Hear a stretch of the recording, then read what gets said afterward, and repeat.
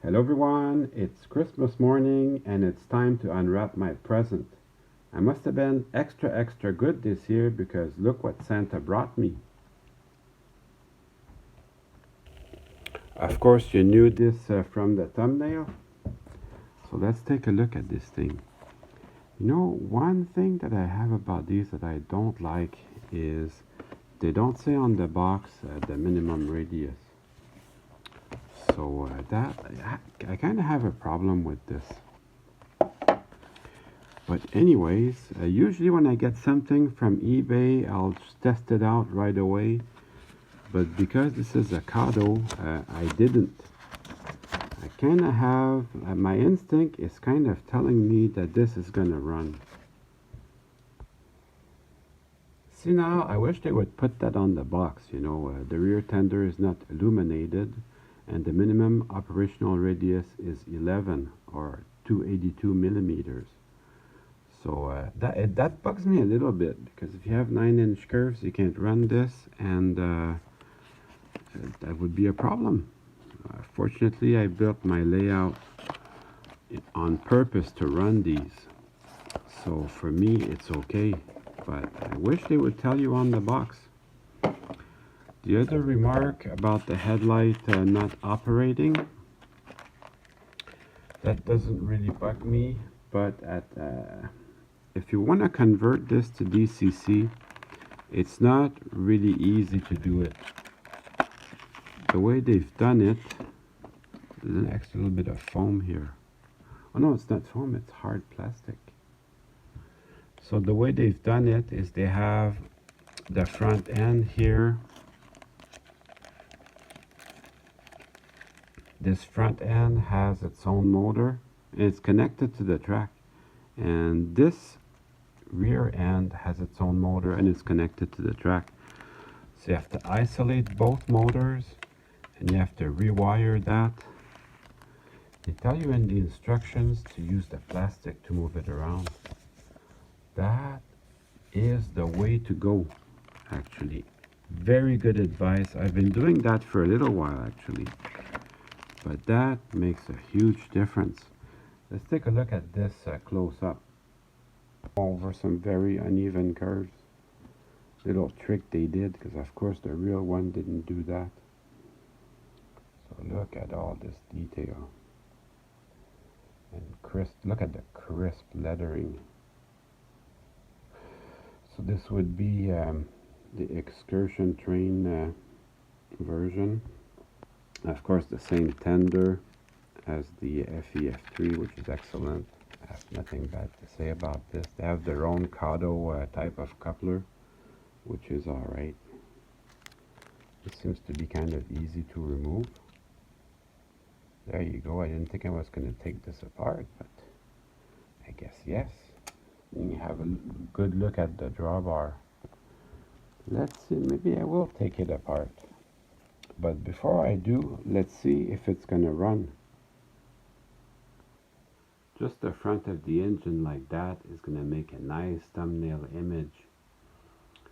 So do you guys want to take bets that this is going to run right out of the box? I would bet that yes. Let's just put some power to it. Well, what do you know? No surprise there. So of course it runs beautifully. Oh, and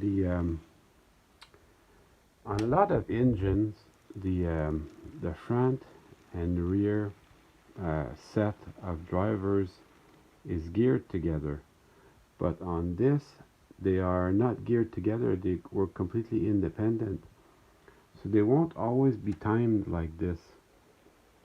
It's gonna change depending on the weather and any factor could change that. What a beautiful runner. Yeah, look at that. The drivers are not aligned anymore. That didn't take long.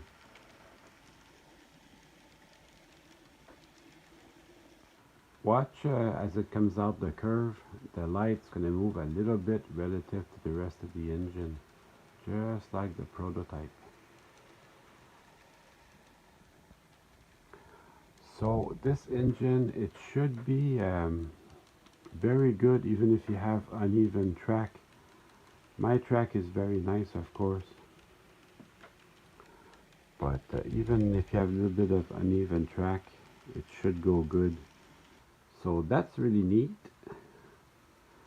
So I'm gonna try and see if I can remove the shell so we can take a look at what makes it tick. So that should be a lot of fun.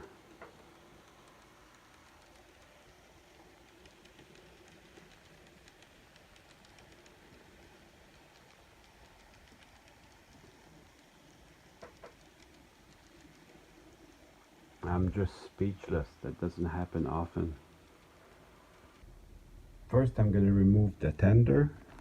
Tender removal is exactly like your FEF3. So this, you just pull on it gently, that comes out.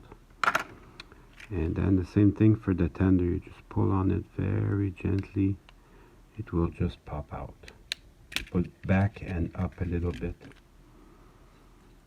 So that's the exact same tender as your FEF3. Very easy to work here. There's lots of room in there to put DCC stuff. Just gonna line it up properly in its space. And then I think you remove the cab first. Oh, there's a little coreless motor. Look at that.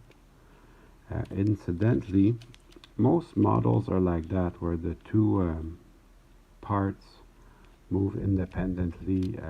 The two parts move. On a real engine, this one would be stationary and the front part would be hinged on a Malay or the big boy. And the advantage of doing it like that is you can take shorter curves. Lots of models do that. I think in O-scale they were doing that years ago. There's a little fine detail here that's not very fragile because it's malleable.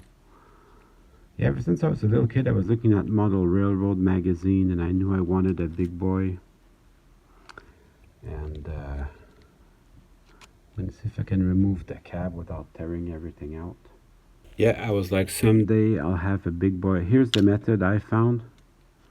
If you don't, if it's not easy, you just pull gently on the side of the cab and then put your screwdriver down here.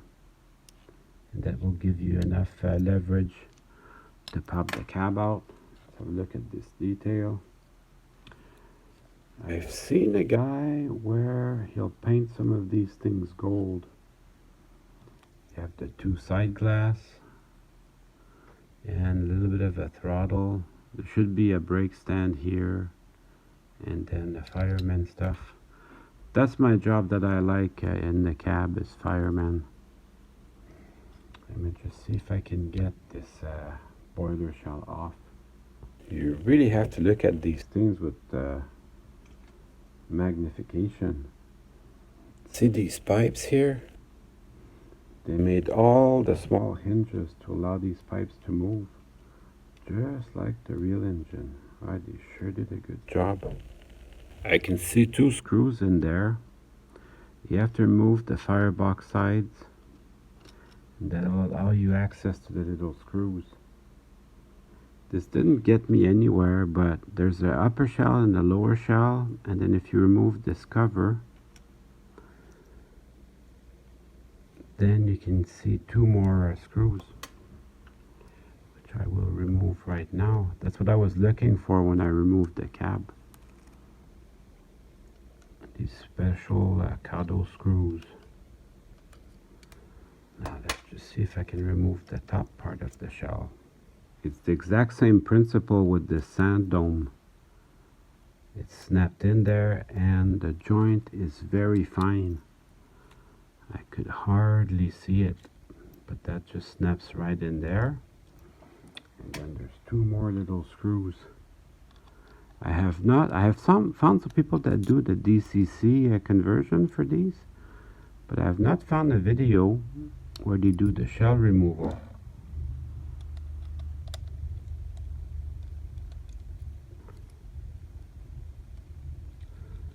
So let's see if that's gonna allow me to remove the shell here. You have to remove the very fine handrails, and then the black part of the shell will just pop out. And you can see how they did that. So I'm gonna have a look if I can just remove the two sets of drivers. The drivers are held in by the lower part.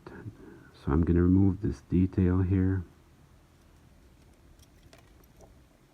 It's actually quite clever. It's just connected here, connects to the frame here with these two little brass tabs. And then just the bottom of the boiler holds everything in place up here. So I'm going to remove the detail from the other side.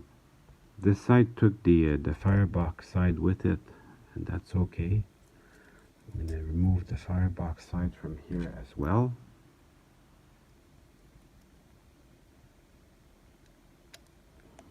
So you just pry on this very gently. This is not meant to be hard. They use absolutely no glue on these. And on this side it revealed the screw. Probably in here somewhere there's another screw hidden in plain sight behind this air tank. So let's take these two screws out.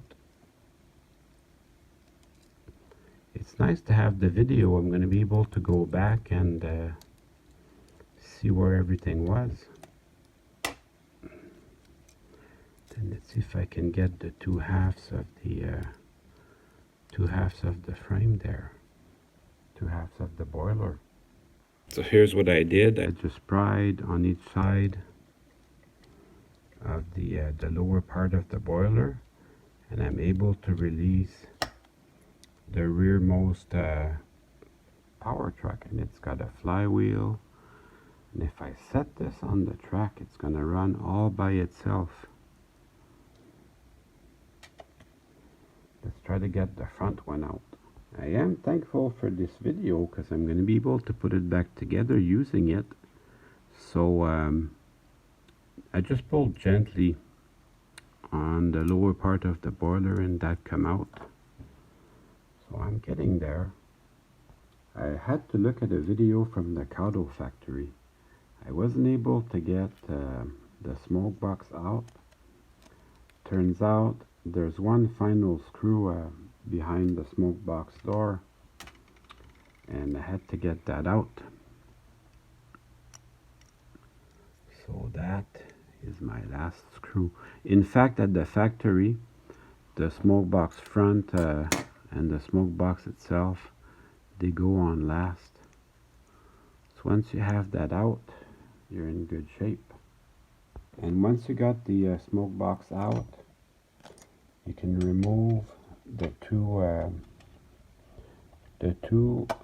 separate locomotives from the engine, from the frame. The frame's actually not that big.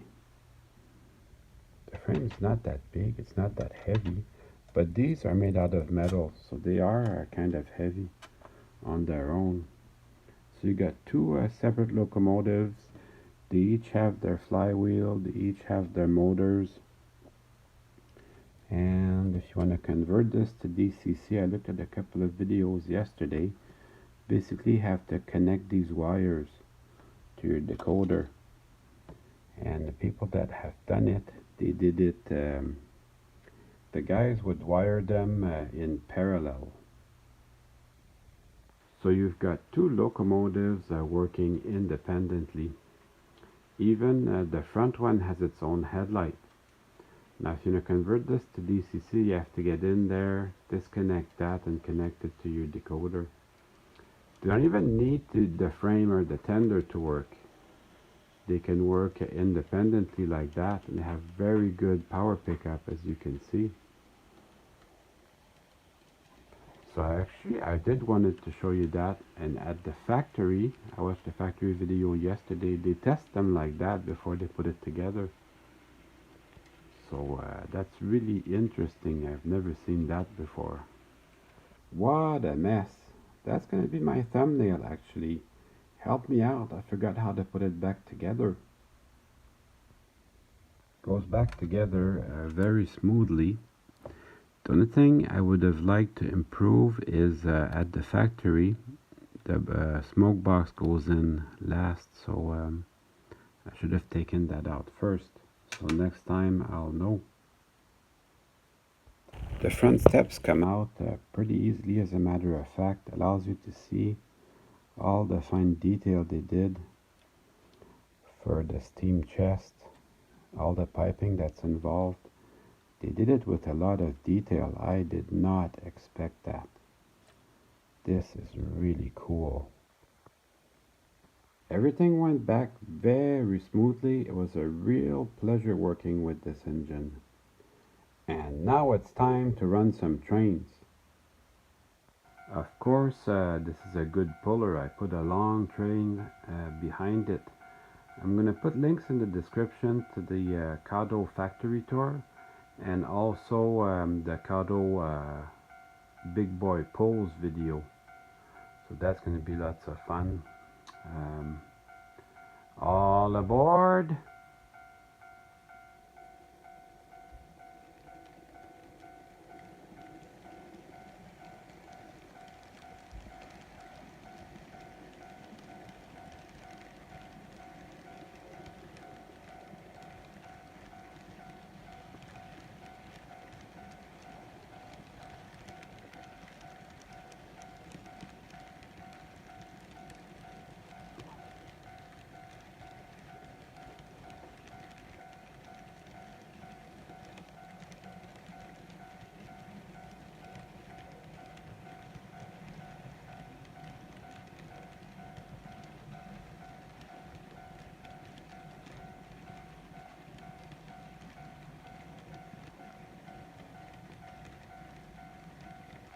Well, I hope you enjoyed the video.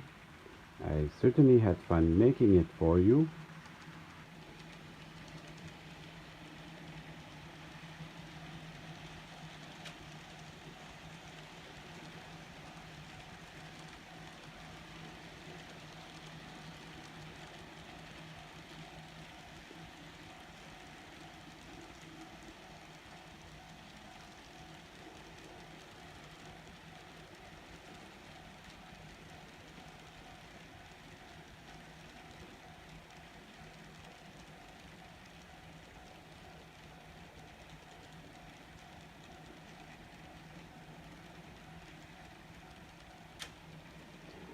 See you soon.